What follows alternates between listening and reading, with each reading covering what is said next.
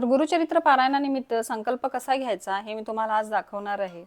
तर सर्वात आधी आपल्याला हातावर 3 वेळा पाणी घ्यायचं आहे आणि खाली सोडायचं आहे। पाणी हातात घेऊन खाली सोडत असताना केशवाय नमः, माधवाय नमः, गोविंदाय नमः असं 3 वेळा म्हणून आपल्याला पाणी खाली सोडायचं आहे।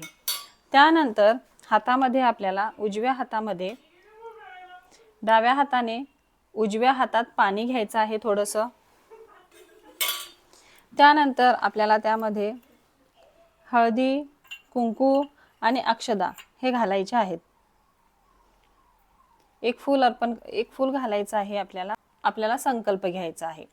तर आता संकल्प कसा घ्यायचा, तर सर्वात आधी श्री गणेशाय नमः, श्री कुलदेवताय नमः, श्री स्वामी समर्थ सर्वात आधी आपलं नाव घ्यायचं आहे। हे म्हणून झाल्यानंतर आता मी जसं म्हणते तसं तुम्ही म्हणू शकता। मी ज्योती, माझं गोत्र कश्यप, तर हे गुरुचरित्र पारायण मी स्वामी तुमच्या चरणी अर्पण करत आहे।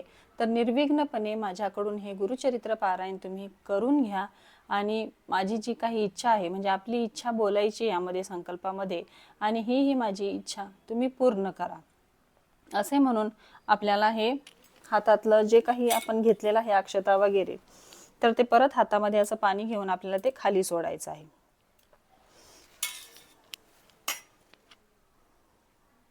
तर अशा पद्धतीने हा झाला आपला संकल्प।